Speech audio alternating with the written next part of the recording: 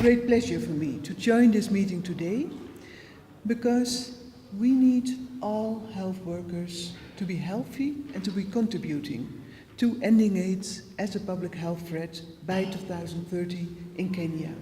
So ending AIDS is a commitment that was made in 2016 in support of achieving the development goals. And so it's a critical issue. We believe that we can end AIDS as a public health threat if we all work together and do the right things. First of all, caring for carers is critical for a healthy, motivated workforce and for quality service delivery. We are now close to 35 years in the HIV epidemic, and the international AIDS community has recognized since long that the impact of caring for HIV patients on carers is huge. And it is something that continues to be there despite the long-standing epidemic. So we need to deal with it. And therefore the 2016 political declaration, the UN political declaration on HIV and AIDS, underscored the need to mitigate the impact of the HIV epidemic on workers, the families and dependents. And that would mean including through adequate social protection and services for caregivers, promoting access to HIV prevention, treatment, care and support, respect for privacy and confidentiality, promoting and protecting human rights, and linking service providers in the healthcare, in the workplace and other settings, among others. So there is need for confidential counseling services for those who experience stress, being at risk of burnout, being engaged in substance abuse. There's need for confidential HIV services as part of workplace programs, but above all, there's need for peer support mechanisms, and that includes networks of carers living with HIV. My second point is that clear occupational safety policies and structures are key for protecting healthcare workers. And so these safety policies and structures that are referred to in the political declaration, endorsed by all UN member states, and the political declaration underscores the need to mitigate the impact, in our case, to mitigate the impact of HIV epidemic on workers and their families by protecting health workers. Countries would assure that those providing health services are themselves healthy. And that's critical. If we want to be a good service provider, we have to be in a good place. We need to be healthy. National policies should include rights, legislation, and social protection schemes to ensure that no health worker, for example, refrains from seeking treatment when exposed to contaminated material out of fear of losing her or his job. And workplace coordination and interventions should include workplace policies, programs and training. Quite obvious, but still I think there are many gaps in it. And so if these would be in place, it would in return facilitate people's rights of access to quality health services. Because, and that's my third point, unfortunately there is widespread stigma and discrimination in the healthcare sector. And it's related to HIV, it's related to other areas, but that impedes access to services, it erodes trust in healthcare systems across the common population, and it impairs the quality of healthcare delivery for people living with HIV and key populations. Stigma and discrimination in the healthcare sector, and unfortunately by healthcare workers, can take many forms. It can take the place of denial of healthcare, unjust barriers to service provision, inferior quality of care, lack of respect. And so it's critical because if we are not there in the right place to provide quality services and we hinder others from obtaining the quality services, then we're not doing a service. Stigma and discrimination, in actual fact, are directly linked to delayed HIV testing, non-disclosure to partners, and poor engagement in HIV services. And so this is why this roundtable will help us very much in making sure that we are advancing, accelerating the HIV response. So in conclusion, we need to care for our carers. We need to care for our doctors, our nurses, our clinical officers, community workers, whoever there is in the system. We need to put occupational safety measures in place alongside protective policies and support mechanisms. And we must address stigma discrimination by and against healthcare workers. Only then we can ensure healthy healthcare workers and quality services accessible to all. Only then we will end AIDS. Thank you.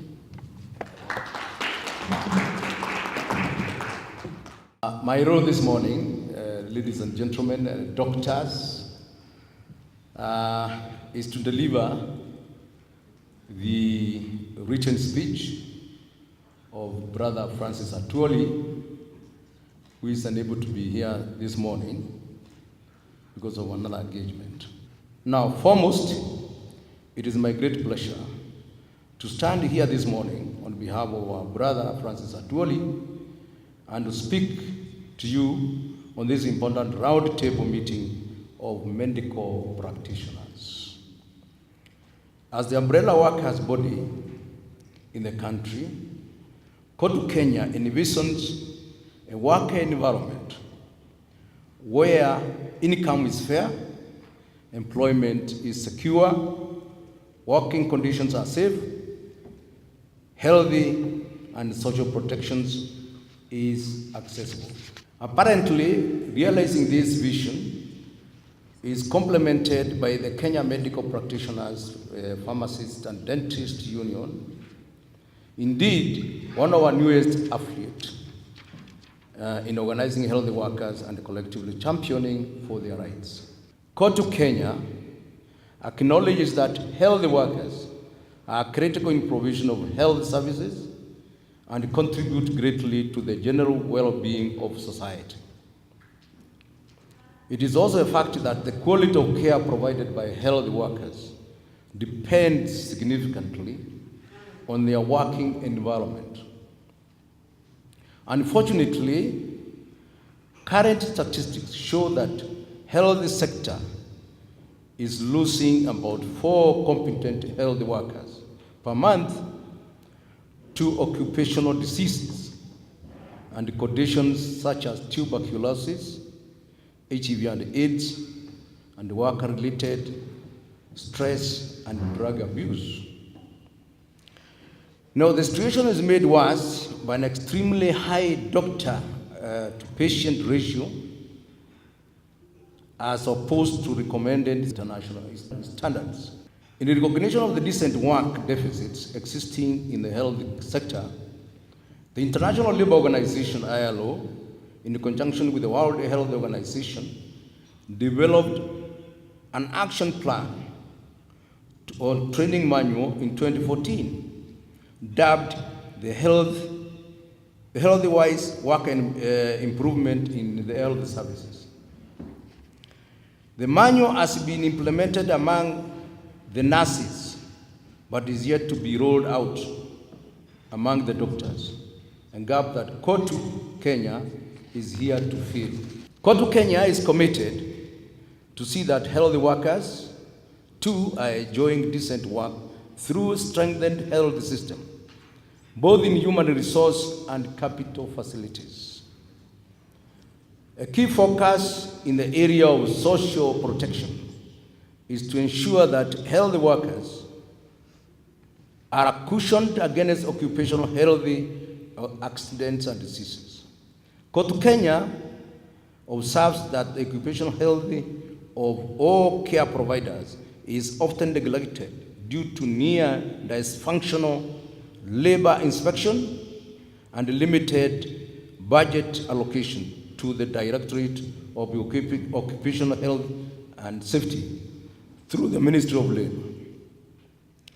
In conclusion, brothers and sisters, we believe that a safe and a healthy workplace for Care providers, in particular the doctors, in delivery of quality health is critical. This is only possible through the concerted efforts of all the stakeholders, commitment and diligent implementation of health policies and intervention. Thank you very much. I think it's a great pleasure for me to be here today, and knowing the relationship that we've had in the past few years has not been that pleasant at times. And when we are here today talking on an issue that affects us, I think no one would have imagined that a PS for Health would come and officiate in a function by the union.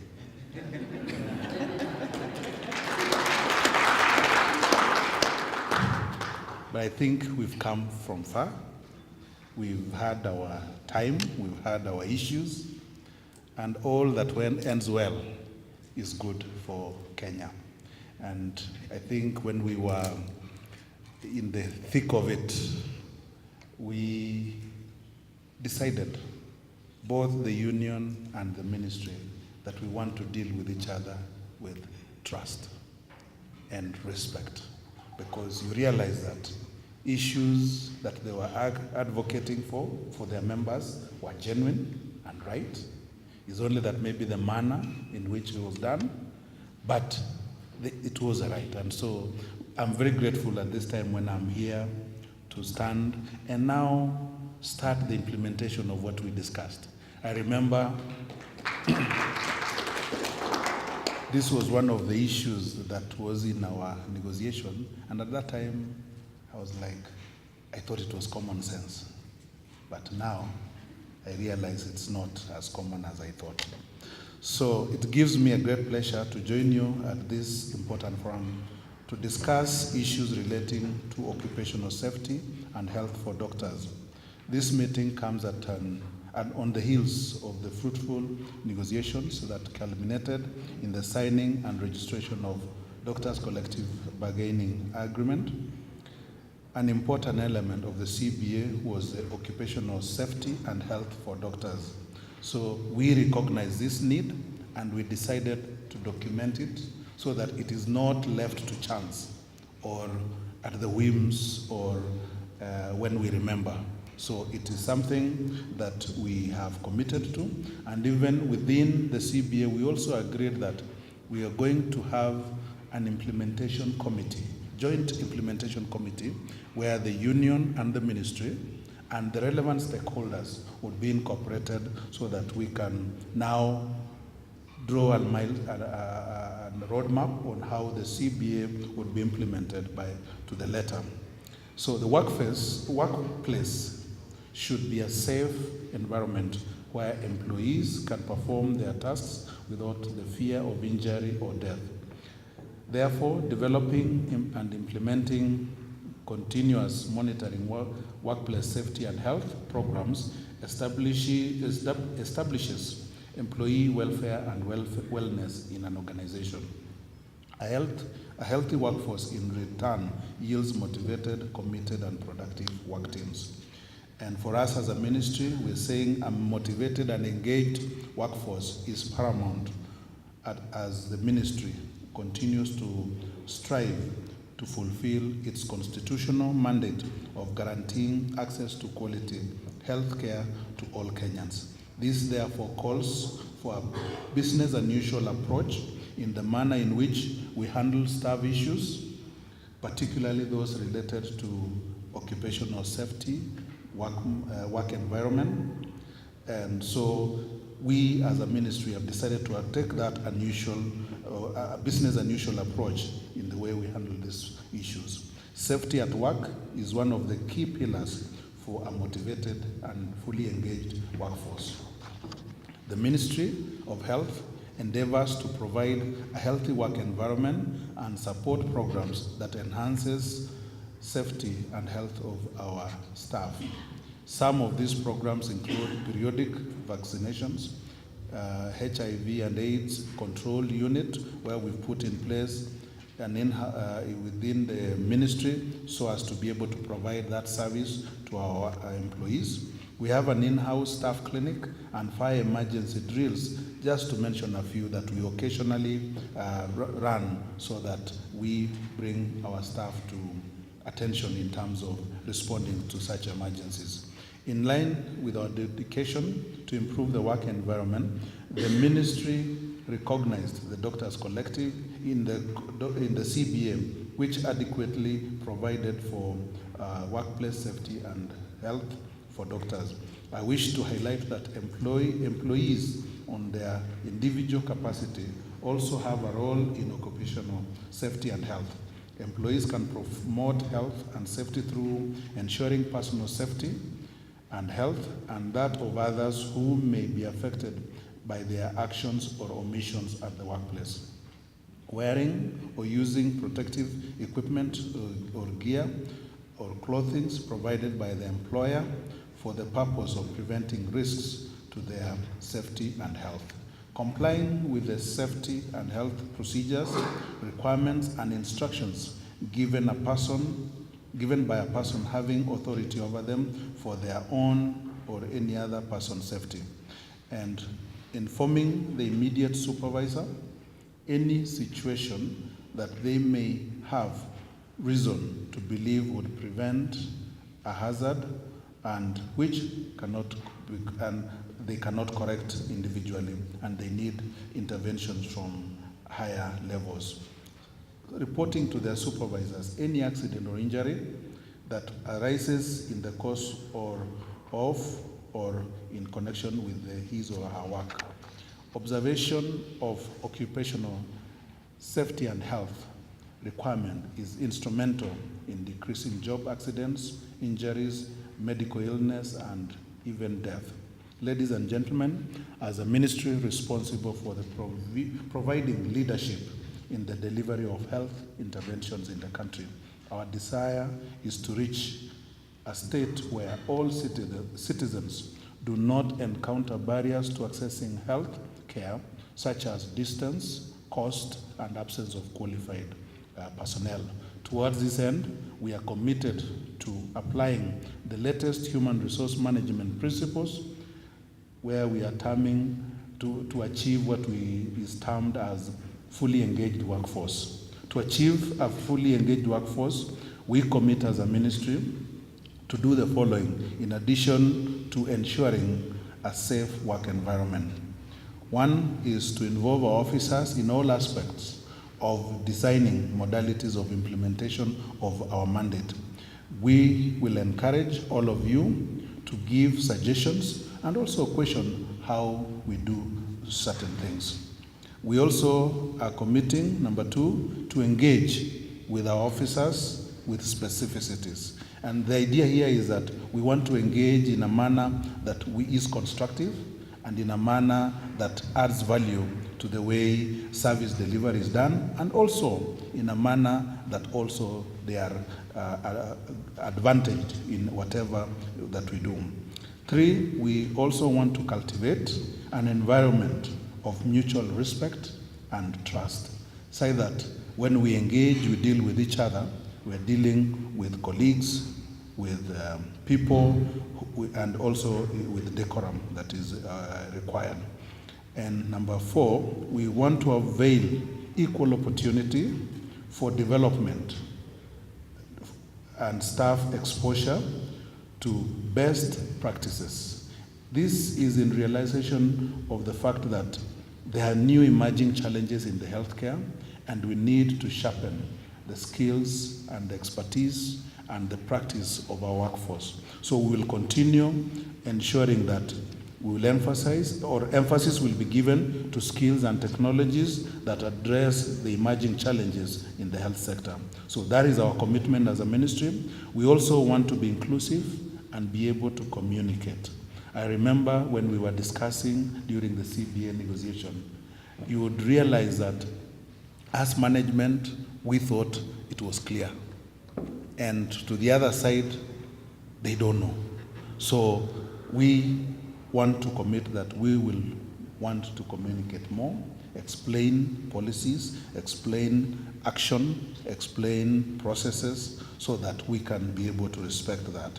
And we also want to be open to new ideas and encourage innovation, because this way gives staff and officers a free hand to engage their minds, to engage their creativity, and be able to innovate with a view to enhancing this healthcare.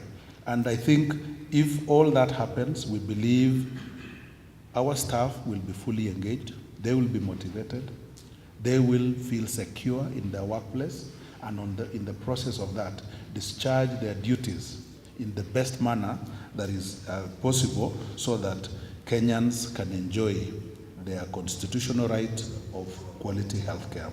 And quality starts with the person, not the machine, but it starts with the person, and that is our belief.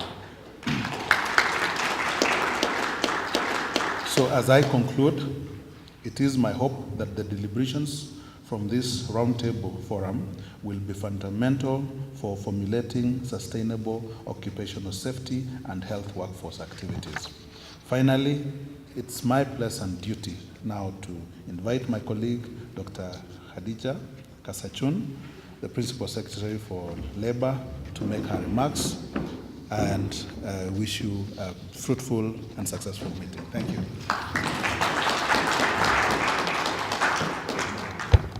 I remember the first time I went for a meeting as PS Labor, it was still in the health sector. And since I'd been PS in health, and people were still referring to me as a PS Health, I told them, no, I am in labor. And they told me, do we bring an ambulance? I told them, not that labor.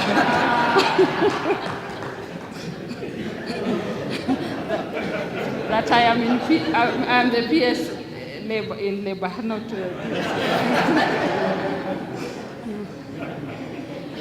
So from the onset, may I appreciate the invitation extended to me by the Kenya Medical Practitioners, Pharmacists, and Dentists Union to join you all during this important inaugural stakeholders roundtable on occupational safety and health for doctors. The importance of this in-depth engagement on occupational safety and health cannot be gainsaid. Hence, this discussion could not have come at a more appropriate time than this, as the sector grappled with unforeseen transitional challenges, including occupational hazards. As a State Department, we are keen to ensure that all workplaces meet government-set standards and guidelines on safety and health. Indeed, the State Department of Labor, from time to time, undertakes several measures ranging from formulation of regulatory frameworks, regular inspections and enforcements geared towards our vision of a healthy worker in a safe work environment. For operational purposes, the State Department has established Directorate of Occupational Safety and Health Services, we call it DOSH, that oversees the above-mentioned functions. The Directorate works closely with the Ministry of Health in promoting occupational safety and health, both at the national and county level. So far, we have carried out field services in not less than 29 counties, where we have the county occupational safety and health officers that form the field service division within DOSH. Other divisions within the Directorate include safety, occupational hygiene, occupational health, work injury, benefit administration, occupational safety and health institute, and lastly, administration training and information division. Ladies and gentlemen, it's worth noting that the State Department and the judiciary rely on medical reports done by doctors to take action on industrial or workplaces which fail to adhere to our guidelines and compensate workers as per the Work Injury Benefit Act. given the integral role that doctors play in ensuring occupational and health for the Kenyan workforce. It's only proper that their health and well-being is taken care of. The State Department has not been blind to reports indicating an increase in needle stick and splash injuries, increased cases of workplace-acquired diseases such as tuberculosis and HIV, among others. Increased work-related stress leading to substance abuse, and lately cases of suicides have emerged. These problems are further compounded by the lack of seamless induction system for newly recruited doctors and structured mentorship, debriefing and career support, complexities in decision-making, and lack of confidential and proper reporting channels in regard to injuries, high peer and societal expectations, and general stigma associated with seeking medical care amongst doctors. We believe no one is not convinced that an effective intervention is not only needed, but the intervention shall require concerted efforts from multiple stakeholders, notably the International Labour Organization, the World Health Organization, State Department for Health, county governments, Federation of Kenya Employers, and health development organizations and partners.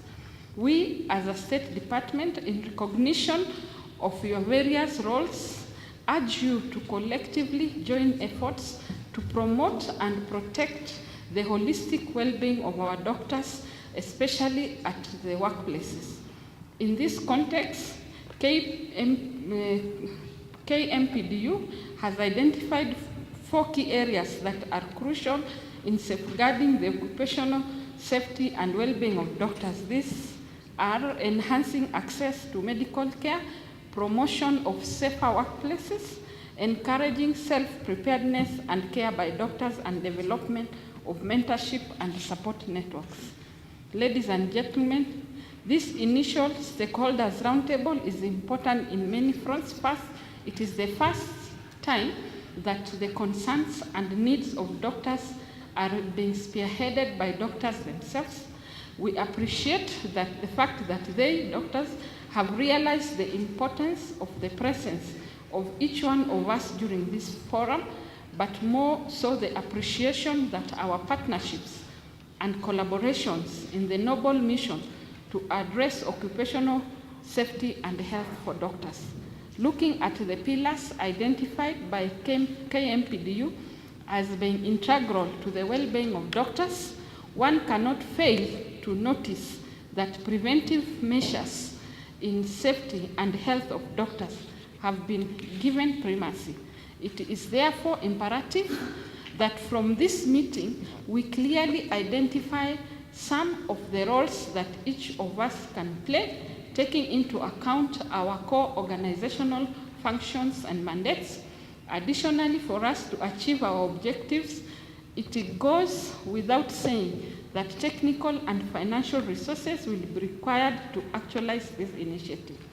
The State Department of Labor is going to be an integral partner in this, and we will ensure that in line with our vision of a healthy worker in a safe work environment, doctors' well-being is prioritized. Ladies and gentlemen, as I conclude my remarks, I would like to express gratitude to all the union officials and the entire membership for this noble undertaking. I applaud the organizers for hosting this workshop and providing an environment where important workforce matters will be discussed with a view of arriving at shared vision on safety and health of our workers, and specifically for the doctors.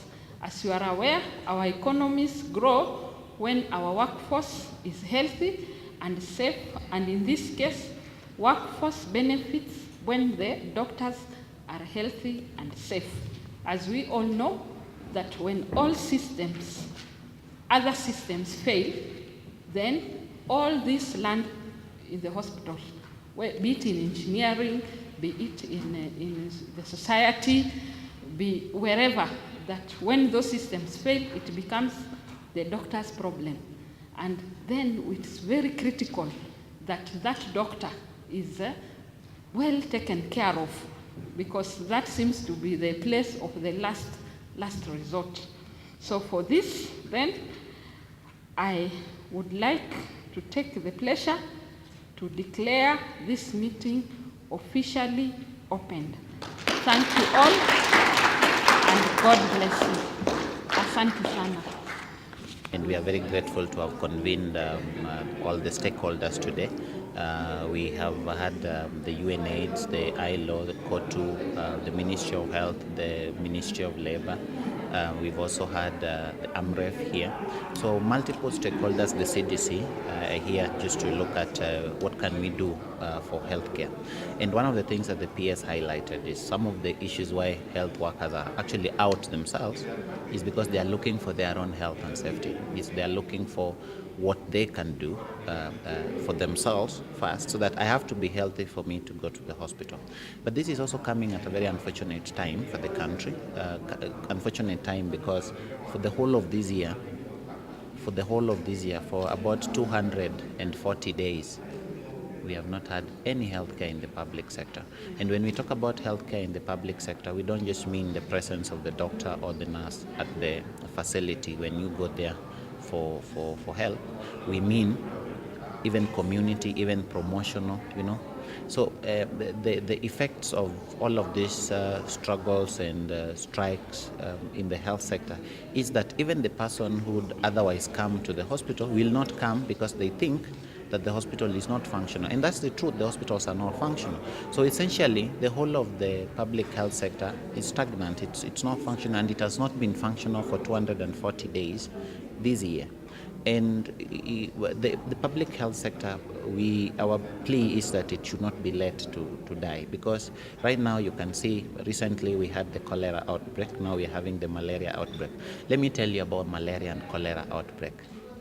Malaria and cholera outbreak are sanitation issues, are issues of public health promotion, are issues of just health workers going to the community, telling people clear these bushes, sleep under mosquito net, let's spray our bushes.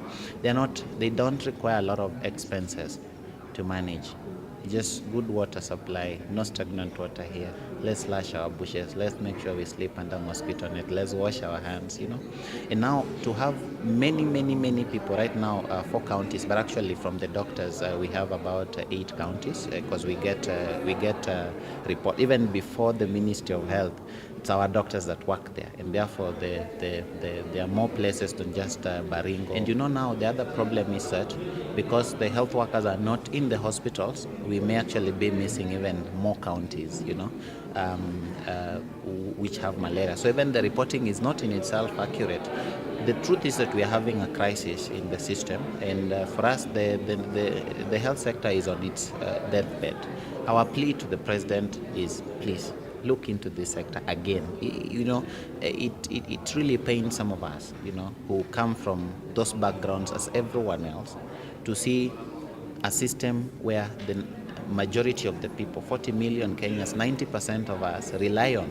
One of the data that have never been talked about, one of the statistics which there is research about, is during the strikes by doctors and even the nurses, the private facilities here, I mean the registered private facilities and hospitals, have not experienced any increase in the number of patients. That means that these people are dying at home because they are also not going anywhere.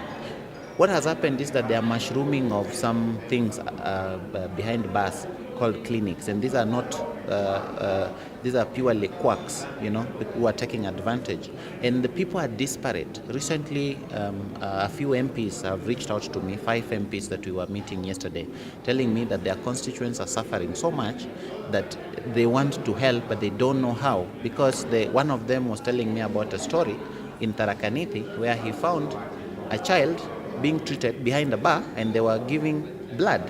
And those are things that should happen in hospital. And when they were talking to the person, the guy said, I'm not a doctor, so I can't keep staying here. But you see, why are they even treating people? So, what we consider small issues are actually big issues.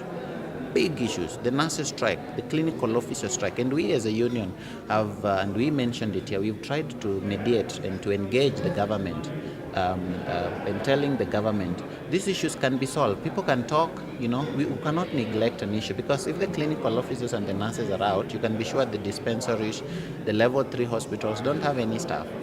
These are the same staff that usually go out to teach the community. So it is not surprising that we have this malaria outbreak and that we have malaria deaths.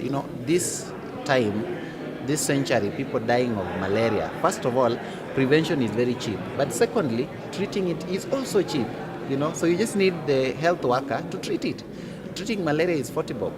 So why should someone have a life, lost because someone who is supposed to provide a medicine of 40 shillings is unavailable. I think we are doing our people a disservice, and the people should also wake up. I think we are also doing ourselves a disservice. We are doing healthcare a disservice, and we as the doctors are calling upon the people.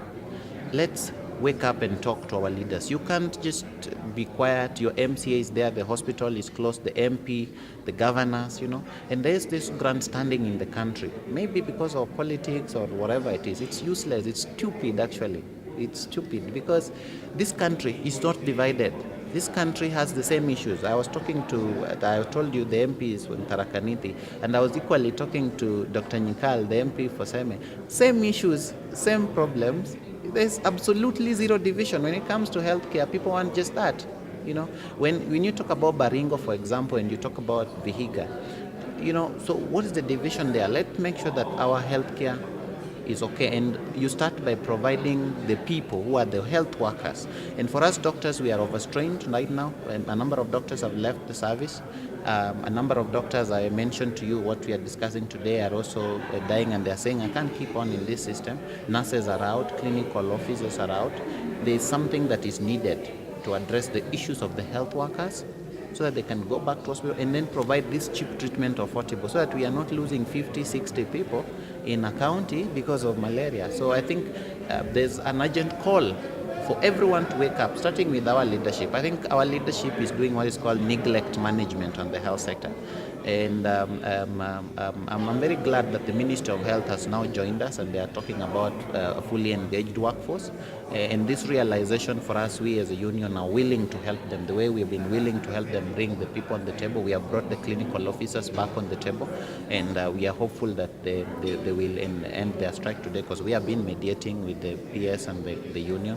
We are also trying to engage the nurses and also the government, just to make sure this issue is sorted out, because it must be sorted out. The country cannot continue with no health care for one whole year.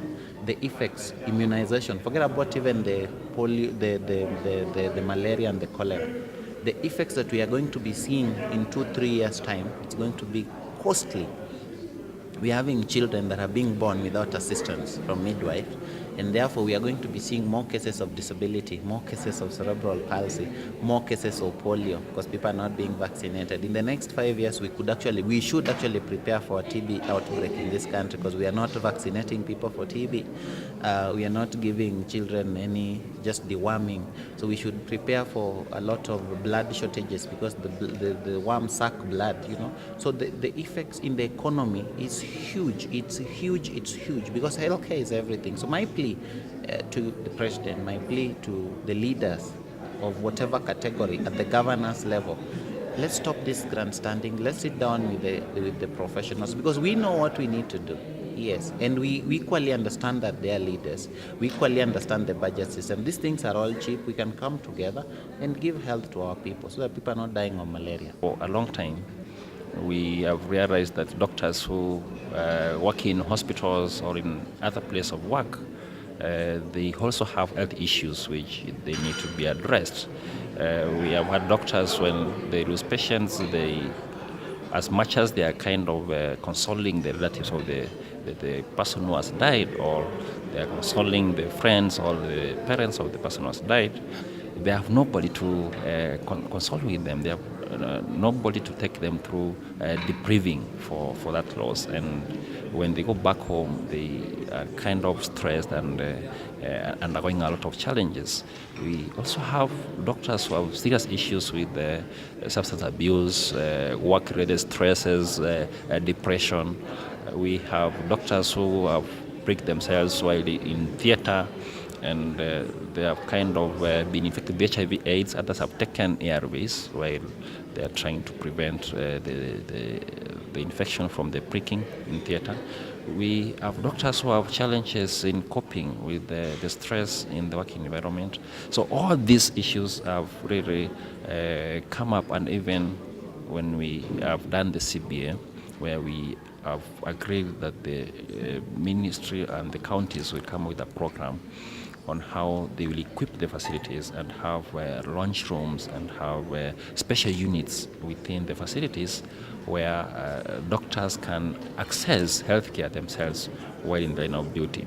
So today is a roundtable discussion with the many stakeholders ranging from ILO, that's International Labour Organization, UNAIDS, USAID, COTU, Minister of Health, the PS was here in the morning, the Minister of Labour, and indeed many other stakeholders who have come together today to look at how, number one, we can be able to identify the key challenges facing the doctors and indeed all healthcare workers in the work facilities. And then number two, come up with strategies on how we can continuously address these challenges so that the doctors and healthcare workers can provide their services when they are sober and when their issues are being taken care of. So after this, I think we'll have to come up with a secretariat moving forward, which then will look at the outcome of today's meeting and then initiate mechanisms of rolling out the programs in all our health facilities, especially in the counties. So as a union, we plan to have what they call a doctors support network in each and every county, where we shall have a team of 5 also doctors who will be able to identify from time to time doctors who are undergoing stress, doctors who are facing challenges at workplace, and refer them to appropriate institutions, attach them to professional counselors where need be. When doctors break themselves, they need to access healthcare immediately, whether it is at night or during the day. So access to PEP, post-exposure prophylaxis medications in the facilities, how they can be accessed, testing centers in facilities for doctors, and also special rooms or facilities within the hospitals where when doctors have problems, they can go confidentially and seek help from the providers. Also, we seek the government to give a lot of support for this program because we need facilities to be provided in those hospitals. So we need a lot of support from the side of government, both at national level and at the county level, in equipping and building capacity for those facilities.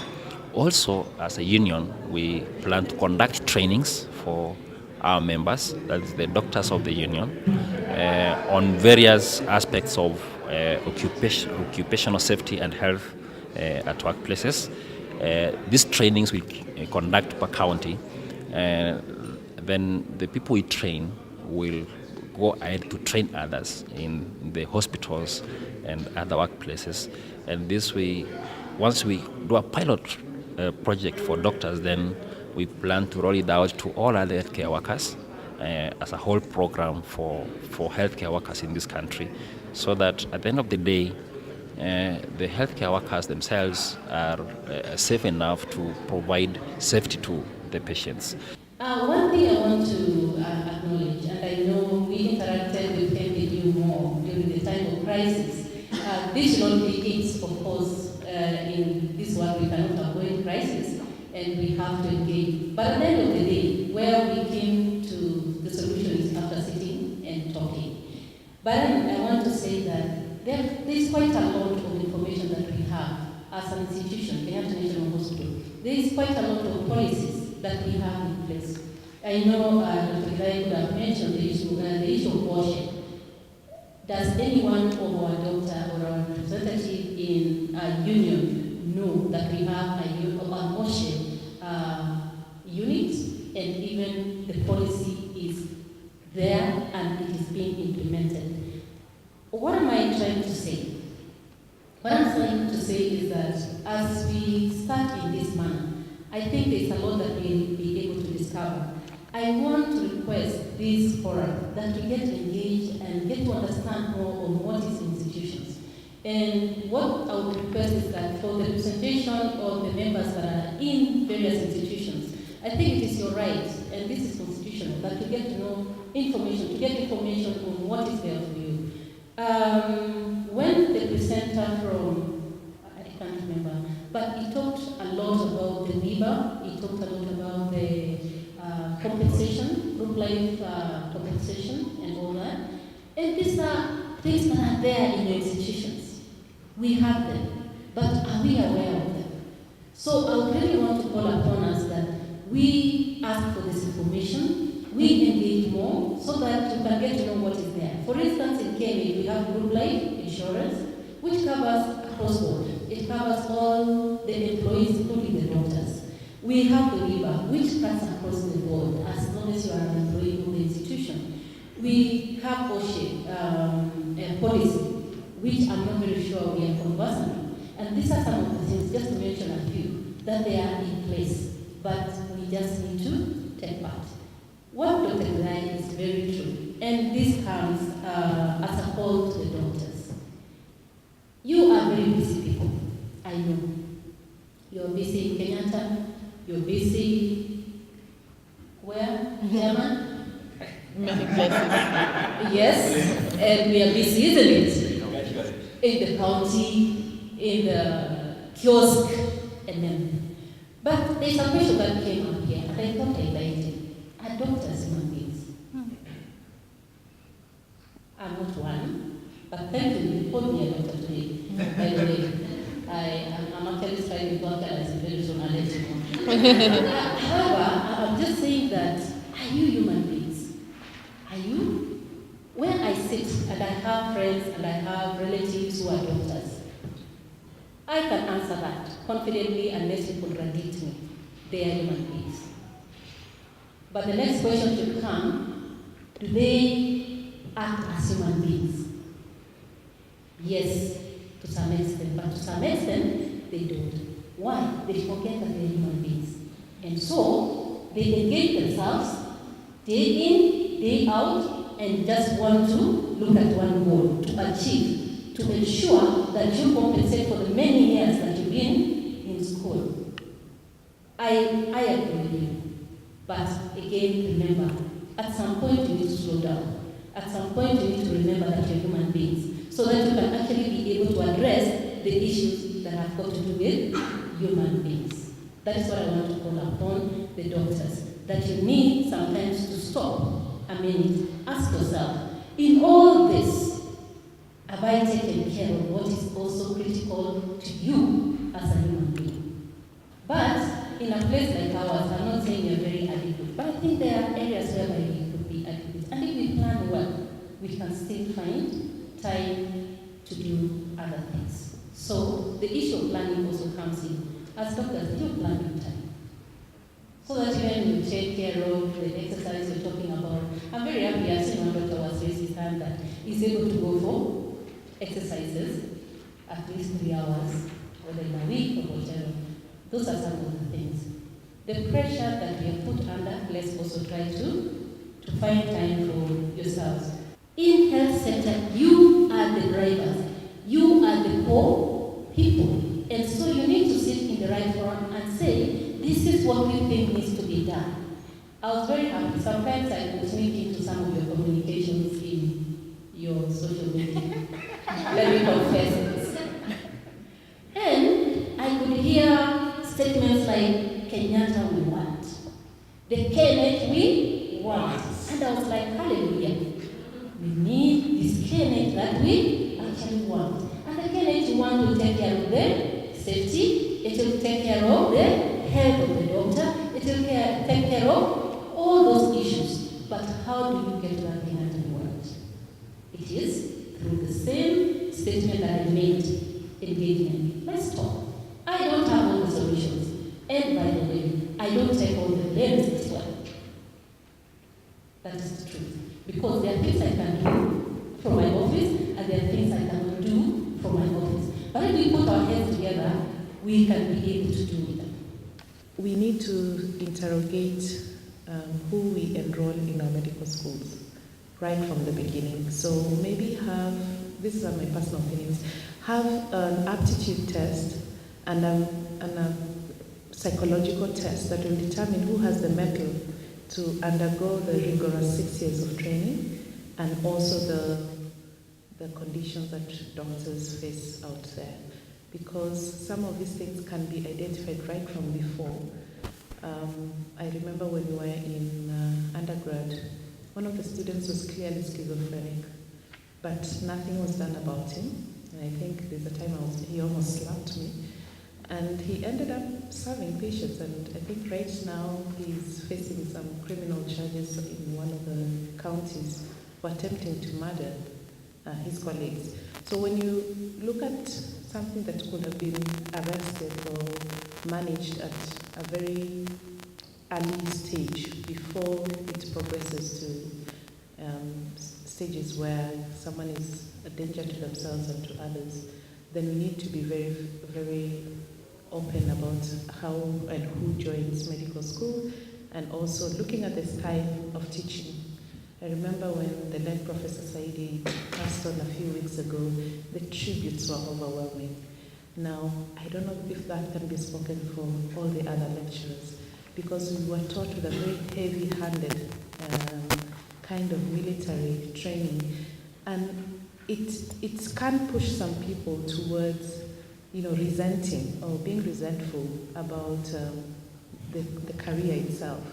And this is not just in undergrad, even in postgrad, we do know of situations where, people are just malicious, intentionally malicious. So how do we change our teaching styles? And I think the doctor addressing institutions of higher learning will look at that. Another thing to look at the medical board. I don't know if you were invited for this platform, but there's a fitness to practice. There's someone here, thanks, sorry. The fitness to practice policy or guidelines is something very useful, but it may not cover everything. I think we have a responsibility as colleagues to identify flags and signal them to relevant authorities. On social media, we've seen a few of our young colleagues posting, statements where you can clearly see that this is a cry for help. But what happens is that there's a lot of stigmatization, there's a lot of, attack, there's a lot of this is normal for everyone. We've adopted that attitude of these conditions are normal. We went through it, you'll go through it, you'll come out, and we are perpetuating the cycle. So can we find a way of providing these people who you can clearly see there's a signal for help here, safe spaces where they can be supported? And this is one of the projects I had started when I was at KMA, the Physician Heal Thyself program, where we were trying to identify private institutions that we can direct some of these colleagues, because the stigma on mental health issues is real, and it's worse when you're a medical person. So how can we provide safe spaces where they can be managed? Rehabilitation, drinking after work, during work. I understand there are colleagues in postgrad popping sleeping pills to sleep because of the rigorous nature of the postgraduate classes that are happening. These are habits that eventually, catch up with them, yes, and we get to know later that also and so had suffered this kind of problems. The other one is to look at how can we engage many more stakeholders. I think here the focus for the union, in my opinion, is a lot on the public sector, but private sector, there's so many colleagues suffering from conditions that make them unfit to practice. We know of lecturers who come in, their hands are trembling from alcoholism. We need to, first of all, create those institutions where these people can be supported. The other thing that we often overlook are issues of physical conditions that impair practice. I was in a situation at my workplace where there's this 83-year-old surgeon, reconstructive surgeon, and the medical board has issued her certificate to practice. And you look at someone and you wonder whether this person will be able to perform any surgeries at that advanced age. But you can't deny them because they have a certificate. So on what basis are we sometimes issuing? Do we need age limits for doctors to practice? Do we need to encourage them to enter into non-clinical fields, maybe at a certain age, like teaching, like doing research, which do not expose them to the rigorous conditions that they face when addressing patients, so that they are not a danger to themselves or to others. Finally, I just want to say that hurting people hurt others. So it's very important to know that as colleagues, do we know our own personalities? I like sharing a certain personality test, Myers-Briggs, that helps you identify who you are. And when you know yourself, you know how you respond to certain circumstances. For example, if you're pushed, to a certain level, you're not facilitated to work properly. There are those who will recoil and they'll not speak up. As you mentioned, we need to come in front. There are those of us who are activists and will speak up and point out something. There are others who would rather go the diplomatic route. There are others who would rather pull a placard or post on Twitter and tag Lily Koros. Know yourself, because from the point of knowledge, then you're able to know how to respond to triggers around you. There are some who you just mention a certain word, and that just tips them off. So if these things, doctors need to know that they are human, and I think that's where we fall short. We are not superhuman beings, we are not God. The other thing to realize is that doctors also face other societal pressures, yeah? So people are bereaved, people go through relationship issues, people have children who are sick or with conditions that need to be managed. These are now being combined with the pressures of working in a clinical setup or in the healthcare profession. So it's important as doctors to have that insight, to know that you're human. Martin Luther King Jr. once was quoted to have said that of all forms of inequality, injustice in the healthcare system is the worst of them all. That quote has always been interpreted to only benefit the patient. But listening to you this morning and having had the wonderful opportunity to be among you and having been part of the HIV community, I do know that that quote also affects the carer, the doctors, the nurses, that you too feel the injustice in terms of social, economic, and medical. And therefore, at UNDP, we are the UN agency that tries to tackle the issue of health in the context of social, in the context of human rights, access to justice, elimination of stigma and discrimination, removal of punitive laws and practices and policies from what context, so that we ensure that the dividends that we are getting in the health system can be sustainable. So looking at, having had your discussion this morning, looking at the wonderful concept that you developed, I would want to propose that there's one that probably, I know that objectives are not supposed to be so many in a concept such as this, but what I missed out was the voice part of it, the institutional strengthening part of it, the institutional strengthening of the union so that you are able to carry out these interventions that you are talking about. Because you are doctors, you are already busy with Dr. Lugat said that even tonight you'll be having your what do you call it? Yes.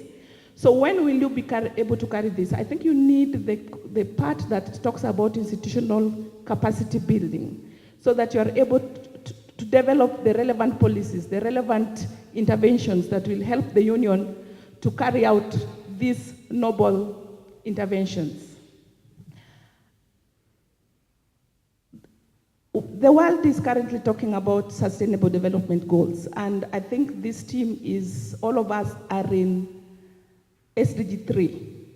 So for Kenya to even be able to deliver SDG 3, it will be very difficult to deliver it with carers who are feeling an unjust system. And so we have to be conscious and to be alive of all the facts that you've been talking about. So my next point would be, therefore, the issue of partnerships. That if you are to raise your voice further, there is need to not only build partnerships with the development partners or the funders or the private sectors, but those who are affected by the diseases that you treat. People living with HIV and AIDS, people living with the other types of diseases. We know that in the HIV community, part of the dividends that the world has gained is because of the strong voices of people living with HIV. That the world was able to be alive, to be awake to the fact that Africa was bleeding. I remember in Durban 2000 conference in Durban in Africa, the whole world, all the focus was on Africa because the communities of people living with HIV were able to say, the world cannot go on like this forever. Treatment must come. So the need to partner with those who are living with HIV.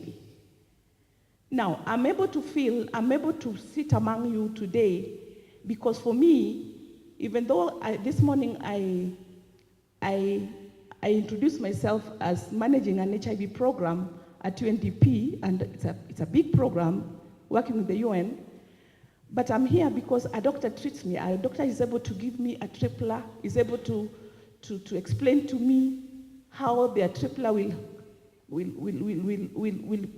work in my body, my CD4 count, my viral load.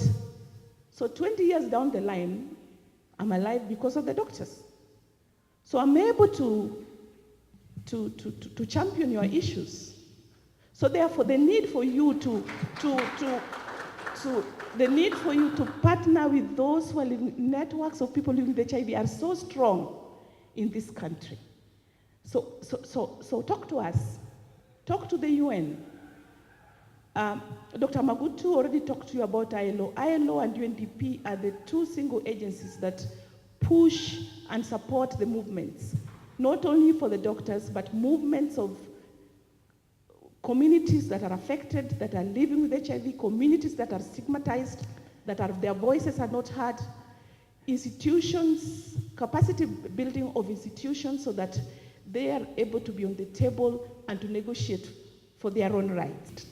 I teach undergraduate medical students statistics, and I know the way they take it. You know, they usually say, well, anatomy, physiology, and the others, that is where they belong. But tell them statistics, they don't want it. But fortunately, when we meet in postgraduate, and I'm teaching them medical statistics, you get, they change all of a sudden. I want to tell you, medical doctors who come for MSc, Occupational Health and Safety, because we have them, they are so committed. And we like that. But I want to ask, when you are taught in your undergraduates, how did you take it, if it was there? I don't know whether it is there, because I don't come from that school. Then the other bit is, you shared with us some study that you want to undertake. I'm so impressed by that. You even gave us the budget. I have not seen it in the content that I'm seeing here, but part of what the FICI gave me was a study that you want to carry out. And when I came, I thought maybe I'm talking now on institutions that would assist in research. I would say maybe that would be the best way to go, because as she has suggested, others have suggested, we need to get evidence-based information so that we can say, this is what is happening among our doctors. I would say, let it not be a cross-sectional study that we are just going to move to level 5 at the 6 hospitals. We want to make some corrections, because that is what I saw. You might discover that level 5 at the 6 hospitals where doctors are practicing, they are doing very, very well. There might be no these problems that we are thinking about. But probably when you go to a level 4 hospital where there might be a doctor there, or even a level 3, I don't know.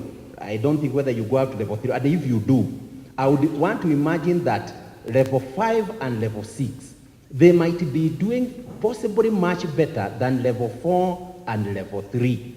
So I would wish that, can we possibly consider that this is KMPDU, that is now an umbrella for all doctors.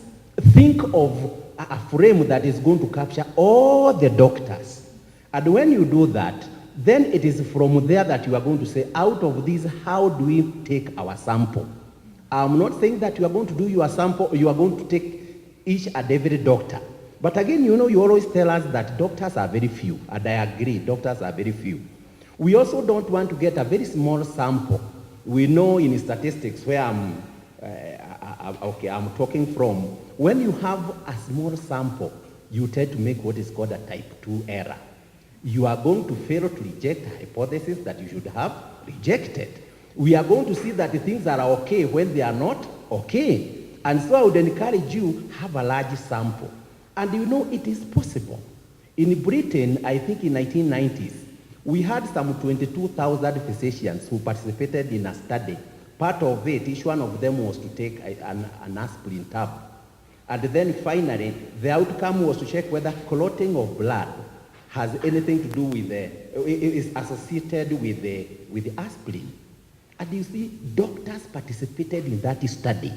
And when they participated, it was supposed to have gone for 10 years. But you know, in 4 years' time, conclusions had already been drawn. It was so successful. So I'm saying, because it is going to be a research that's going to be owned by doctors, it is very, very possible. It will be very, very successful. We in the teaching institutions will support you where we can, so that you can be able to come up with a model study like that. And in so doing, when we do that, things are going to be very, very nice. And we shall be saying evidence-based results.